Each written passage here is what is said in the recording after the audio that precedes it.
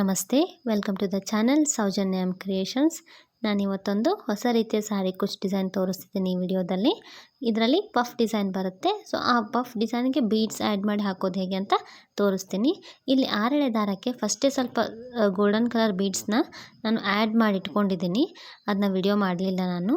So ಅದನ್ನ add ಮಾಡಿಕೊಂಡು ಗಂಟು ಹಾಕ್ಕೊಂಡು ದಾರನ ಸೀರೆ ಬ್ಯಾಕ್ ಸೈಡ್ ಇಟ್ಟು ನೀಡಲ್ ಹಾಕಿ ದಾರ ತಂದು ಲಾಕ್ ಮಾಡ್ಕೊಳ್ಳಿ.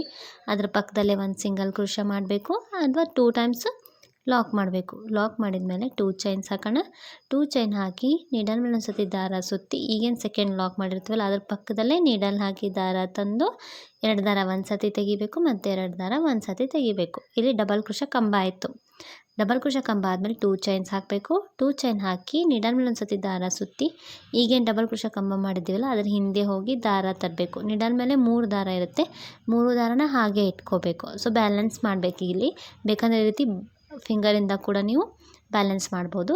ಮತ್ತೆ ನೀಡಲ್ ಮೇಲೆ ಒಂದು ಸತಿ ದಾರ ಸುತ್ತಬೇಕು. ಸೇಮ್ ಅದೇ ಡಬಲ್ ಕ್ರೋಶದ ಹಿಂದೆ ಹೋಗಿ ದಾರ ತಂದು ಈಗ 6 ದಾರ ಇರುತ್ತೆ, 6 ದಾರನ ಹಾಗೆ ಇಟ್ಕೋಬೇಕು. ಈಗ ಒಂದು ಬೀಡನ್ನ ಎಳ್ಕೊಳ್ಳೋಣ.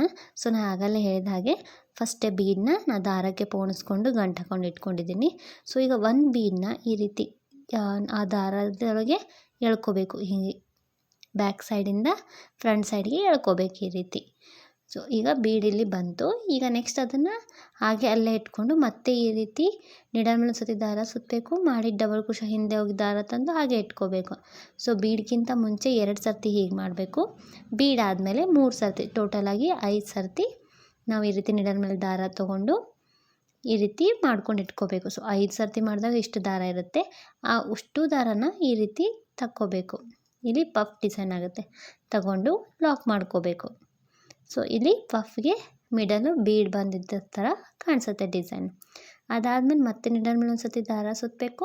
ಸ್ಟ್ರೇಟಾಗಿ ಸೀರೆಗೆ ಎಲ್ಲಿಗೆ ಬರುತ್ತೆ ಅಲ್ಲಿಗೆ ಸ್ಟ್ರೇಟಾಗಿ ನೋಡಿಕೊಂಡು ನೀಡಲ್ ಹಾಕಿ ದಾರ ತಂದು 2 ದಾರ ಒಂದು ಸತಿ ತೆಗಿಬೇಕು ಮತ್ತು 2 ದಾರನ ಒಂದು ಸತಿ ತೆಗಿಬೇಕು. ಮತ್ತು ಒಂದು ಡಬಲ್ ಕ್ರೋಶೆ ಕಂಬ ಆಯಿತು. ಅದಾದಮೇಲೆ 2 ಚೈನ್ ಆದಮೇಲೆ ನೀಡಲ್ ಮೇಲೆ ಒಂದು ಸತಿ ದಾರ ಸುತ್ತಿ ಈ ಮಾಡಿದ ಡಬಲ್ ಕ್ರೋಶದ ಹಿಂದೆ ಹೋಗಿ ದಾರ ತಂದು ಹಾಗೆ ಇಟ್ಕೋಬೇಕು ನೀಡಲ್ ಮೇಲೆ. ಮತ್ತೆ ಒಂದು ಸತಿ ನೀಡಲ್ ಮೇಲೆ ಒಂದು ಸತಿ ದಾರ ಸುತ್ತಿ ಆ ಕಂಬದ ಹಿಂದೆ ಹೋಗಿ ದಾರ ತಂದು ಹಾಗೆ ಇಟ್ಕೋಬೇಕು. ಈಗ 2 ಟೈಮ್ಸ್ ಆಯಿತು. ಈಗ ಒಂದು ಬೀಡನ್ನ ಎಳ್ಕೊಳ್ಳೋಣ. ಸೊ ಈ ರೀತಿ ಬೀಡನ್ನ ಕೆಳಗಡೆಯಿಂದ ಈ ರೀತಿ ತೊಗೊಂಡು ಬಂದರೆ ಫ್ರಂಟ್ ಸೈಡಿಗೆ ಅಲ್ಲಿ ಸ್ಪೇಸ್ ಬರುತ್ತೆ ಅದು. ಸೊ ಒಂದು ಬೀಡನ್ನ ಈ ರೀತಿ ಜರುಗಿಸ್ಕೊಂಡು ಈ ಸೈಡ್ ಫ್ರಂಟಿಗೆ ಬರಬೇಕು ಅದು ನಮಗೆ. ಆ ರೀತಿ ಮೇಲೆ ತೊಗೊಂಡು ಬನ್ನಿ. ಅದಾದಮೇಲೆ ಮತ್ತೆ ಸೇಮ್ ನೀಡಲ್ ಮೇಲೆ ಒಂದು ಸತಿ ದಾರ ಸುತ್ತಿ ಬ್ಯಾಕ್ ಸೈಡ್ ಹೋಗಿ ದಾರ ತಂದು ಹಾಗೆ ಇಟ್ಕೋಬೇಕು. ಈ ರೀತಿ ಬೀಡ್ ಹಿಂದೆ ಹೋದರೆ ನೀವು ಫ್ರಂಟ್ ಸೈಡ್ ಮೂವ್ ಮಾಡ್ಕೊಳ್ಳಿ. ಸೊ ಬೀಡ್ ಆದಮೇಲೆ 3 ಟೈಮ್ಸು ಇದೇ ರೀತಿ ಮಾಡ್ಕೋಬೇಕು. 5 ಟೈಮ್ಸ್ ಆಯಿತು ಟೋಟಲು. ಸೊ 5 ಟೈಮ್ಸ್ ಹೀಗೆ ಹಾಕಿದ ಮೇಲೆ ಈ ಅಷ್ಟು ದಾರದಲ್ಲಿ ಈ ದಾರನ ತೆಗಿಬೇಕು. ಈ ರೀತಿ ತೆಗೆದು ಲಾಕ್ ಮಾಡ್ಕೋಬೇಕು. ಇದು ಪಫ್ ಡಿಸೈನ್ ಆಗುತ್ತೆ. ನಾನು ಇಷ್ಟೇ ಬೇಕಂದರೆ ನೀವು ಇಷ್ಟಕ್ಕೆ ಸ್ಟಾಪ್ ಮಾಡ್ಬೋದು ಡಿಸೈನ್ನ. ಇಲ್ಲ ಬೇಡ ಅಂದರೆ ನಾನು ಸೆಕೆಂಡ್ ಸ್ಟೆಪ್ ಕೂಡ ಹಾಕ್ತೀನಿ ನಾನು. ಸೊ ಆ ಸ್ಟೆಪ್ನು ಕೂಡ ನೀವು ಆ್ಯಡ್ ಮಾಡ್ಕೋಬೋದು. ಬೇಡ ಅಂದರೆ ಇಲ್ಲಿ ಇದೇ ಒಂದೇ ಸ್ಟೆಪ್ಗೆ ನೀವು ಕುಚ್ ಡಿಸೈನ್ನ ಮುಗಿಸ್ಬೋದು. ಯಾರಾದರೂ ನನ್ನ ಚಾನಲ್ ಸಬ್ಸ್ಕ್ರೈಬ್ ಮಾಡದೆ ನೋಡ್ತಾ ಇದ್ದರೆ ಪ್ಲೀಸ್ ಸಬ್ಸ್ಕ್ರೈಬ್ ಮಾಡ್ಕೊಳ್ಳಿ. ಅಲ್ಲೇ ಪಕ್ಕದಲ್ಲಿರೋ ಬೆಲ್ ಐಕನ್ನ ಪ್ರೆಸ್ ಮಾಡಿ ಆಲ್ ಅಂತ ಸೆಲೆಕ್ಟ್ ಮಾಡಿ. ಅಂದರೆ ನಾನು ಅಪ್ಲೋಡ್ ಮಾಡಿದಂಥ ವಿಡಿಯೋ ನೋಟಿಫಿಕೇಷನ್ ನಿಮಗೆ ಬರುತ್ತೆ. ಸೊ ನೀವು ಈಸಿಯಾಗಿ ನಾನು ಅಪ್ಲೋಡ್ ಮಾಡಿದಂಥ ಹೊಸ ವಿಡಿಯೋಗಳನ್ನ ನೀವು ನೋಡ್ಬೋದು.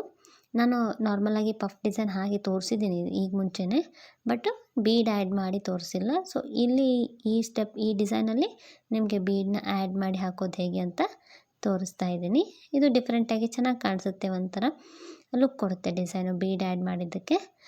ಹೀಗೆ ಕಂಟಿನ್ಯೂ ಪಫ್ ಡಿಸೈನ್ನ ಹಾಕ್ಕೊಂಡು ಹೋಗಬೇಕು. ಇದು ಫಸ್ಟ್ ಸ್ಟೆಪ್ಪು. ಸೊ ಈಗ ಸೆಕೆಂಡ್ ಸ್ಟೆಪ್ಗೆ ನಾವು ಸೀರೆಯಲ್ಲಿ ಯಾವ ಅಪೋಸಿಟ್ ಕಲರ್ ಇರುತ್ತೆ ಅದು ಕಲರ್ ದಾರ ತೊಗೊಳ್ಳಿ. 6 ಎಳೆ ದಾರ ಇಲ್ಲಿ ಫಸ್ಟ್ ಏನು ಲಾಕ್ ಮಾಡಿರ್ತೀವಲ್ಲ ಆ ಲಾಕಿಗೆ ಈ ಸೆಕೆಂಡ್ ಥ್ರೆಡ್ನು ಕೂಡ ಲಾಕ್ ಮಾಡ್ಕೋಬೇಕು. ಲಾಕ್ ಮಾಡಿ 2 ಚೈನ್ ಇದೆಯಲ್ಲ, 2 ಚೈನು ಮತ್ತು ಪಫ್ ಮಧ್ಯೆ ಸ್ಪೇಸ್ ಇರುತ್ತೆ, ಅಲ್ಲೊಂದು ಸತಿ ಲಾಕ್ ಮಾಡ್ಕೊಳ್ಳಿ. ಅದಾದಮೇಲೆ 4 ಚೈನ್ ಹಾಕಿ ಈ 2 ಪಫ್ ಮಧ್ಯೆ ಸ್ಪೇಸ್ ಇರುತ್ತೆ, ಆ 2 ಪಫ್ ಮಧ್ಯೆ ಸ್ಪೇಸ್ ಇರುತ್ತಲ್ಲ ಡಿಸೈನ್ ಮಧ್ಯೆ ಅಲ್ಲಿ ಲಾಕ್ ಮಾಡ್ಕೊಳ್ಳಿ. 4 ಚೈನ್ನ ಲಾಕ್ ಮಾಡ್ಕೊಂಡ್ಮೇಲೆ ಈಗ 2 ಚೈನ್ ಹಾಕೋಬೇಕು. 2 ಚೈನ್ ಹಾಕಿ ನೀಡಲ್ ಮೇಲೆ ಒಂದು ಸತಿ ದಾರ ಸುತ್ತಿ ನೆಕ್ಸ್ಟ್ 2 ಪಫ್ ಡಿಸೈನ್ ಮಧ್ಯೆ ನೀಡಲ್ ಹಾಕಿ ದಾರ ತಂದು 2 ದಾರ ಒಂದು ಸತಿ 2 ದಾರ ಒಂದು ಸತಿ ಇಲ್ಲಿ ಒಂದು ಡಬಲ್ ಕ್ರೋಶೆ ಕಂಬ ಮಾಡಬೇಕು. ಅದಾದಮೇಲೆ 2 ಚೈನ್ ನೀಡಲ್ ಮೇಲೆ ಒಂದು ಸತಿ ದಾರ ಸುತ್ತಿ ಈ ಕಂಬದ ಹಿಂದೆ ಹೋಗಿ ದಾರ ತಂದು ಮತ್ತೆ ಒಂದು ಡಬಲ್ ಕ್ರೋಶೆ ಕಂಬ ಮಾಡಬೇಕು. ಅದಾದಮೇಲೆ 3 ಚೈನ್ ಮಾಡಿ ಈ ಮಾಡಿದ್ದೇನು ಡಬಲ್ ಕ್ರೋಶೆ ಕಂಬ ಇರುತ್ತಲ್ಲ ಅದ್ರ ಹಿಂದೆ ಹೋಗಿ ದಾರ ತಂದು ಲಾಕ್ ಮಾಡ್ಕೋಬೇಕು. ಈ ಡಿಸೈನ್ಗೆ ಪಿಕಾಟ್ ಡಿಸೈನ್ ಅಂತಾರೆ. ಸೊ ನೀಡಲ್ ಮೇಲೆ ಒಂದು ಸತಿ ದಾರ ಸುತ್ತಿ ಮಾಡಿದ ಡಬಲ್ ಕ್ರೋಶೆ ಹಿಂದೆ ಹೋಗಿ ದಾರ ತಂದು 2 ದಾರ 1 2 ದಾರ 1 ಡಬಲ್ ಕ್ರೋಶೆ ಕಂಬ ಆಯಿತು. ಅದಕ್ಕೆ 3 ಚೈನ್ ಹಾಕಿ ಆ ಕಂಬದ ಹಿಂದೆ ಹೋಗಿ ದಾರ ತಂದು ಲಾಕ್ ಮಾಡಿಕೊಂಡು ಪಿಕಾಟ್ ಡಿಸೈನ್ನ ಮಾಡಬೇಕು.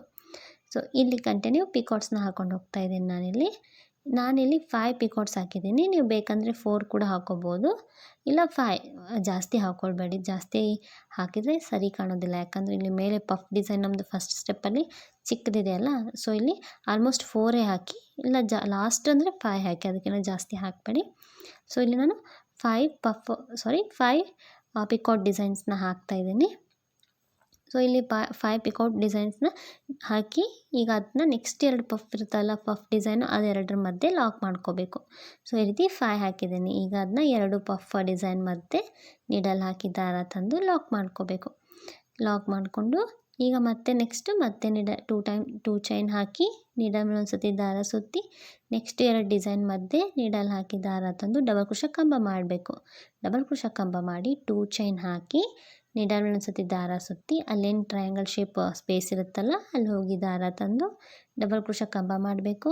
ಅದಾದಮೇಲೆ 3 ಚೈನ್ ಹಾಕಿ ಮಾಡಿದ ಕಂಬದ ಹಿಂದೆ ಹೋಗಿ ದಾರ ತಂದು ಲಾಕ್ ಮಾಡಬೇಕು. ನೆಕ್ಸ್ಟ್ ಇಲ್ಲೂ ಕೂಡ ಪಿಕಾಟ್ಸ್ಗಳನ್ನ ಮಾಡ್ಕೊಂಡು ಹೋಗಬೇಕು. ಸೊ ನೀವು ಫಸ್ಟ್ ಆರ್ಚಲ್ಲಿ ಎಷ್ಟು ಪಿಕಾಟ್ಸ್ಗಳನ್ನ ಮಾಡಿರ್ತೀರ ನೋಡಿ, ಅಷ್ಟೇ ಪಿಕಾಟ್ಸ್ನ ಪ್ರತಿಯೊಂದು ಆರ್ಚಲ್ಲೂ ಕೂಡ ನೀವು ಮಾಡಬೇಕಾಗತ್ತೆ. ನಾನಿಲ್ಲಿ 5 ಪಿಕಾಟ್ಸ್ ಮಾಡಿದ್ದೀನಿ ಫಸ್ಟ್ ಆರ್ಚಲ್ಲಿ. ಸೊ ಅದಕ್ಕೋಸ್ಕರ ನಾನು ಸೆಕೆಂಡ್ ಆರ್ಚಲ್ಲೂ ಕೂಡ 5 ಪಿಕಾಟ್ಸ್ ಮಾಡಿ ಅದನ್ನು ನೆಕ್ಸ್ಟ್ 2 ಡಿಸೈನ್ ಮಧ್ಯೆ ಲಾಕ್ ಮಾಡ್ತಾಯಿದ್ದೀನಿ.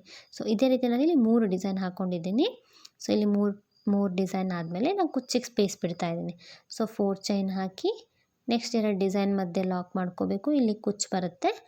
ಈಗ ಮತ್ತೆ ನೆಕ್ಸ್ಟ್ ಕಂಟಿನ್ಯೂ ಇದೇ ಡಿಸೈನ್ನ ಕಂಟಿನ್ಯೂ ಮಾಡ್ಕೋಬೇಕು. 2 ಚೈನ್ ಹಾಕಿ ನೀಡಲ್ ಒಂದು ಸತಿ ದಾರ ಸುತ್ತಿ 2 ಡಿಸೈನ್ ಮಧ್ಯೆ ಹೋಗಿ ದಾರ ತಂದು 1 ಡಬಲ್ ಕ್ರೋಶೆ ಮಾಡಬೇಕು.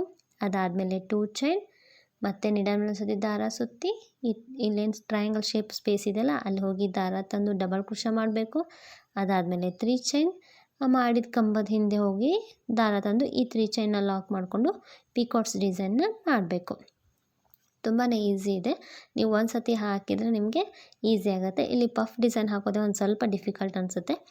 ಒಂದು ಸತಿನೂ ಟ್ರೈ ಮಾಡಿಲ್ಲ ಅಂದರೆ ನೀವು ಫಸ್ಟೇ ಪಫ್ ಡಿಸೈನ್ ಹಾಕ್ತಾಯಿದ್ರೆ ನಿಮಗದು ಬರ್ತಾಯಿದ್ರೆ ತುಂಬಾ ಈಸಿ ಆಗುತ್ತೆ. ಇದೇನು ಟಫ್ ಅನಿಸೋದಿಲ್ಲ.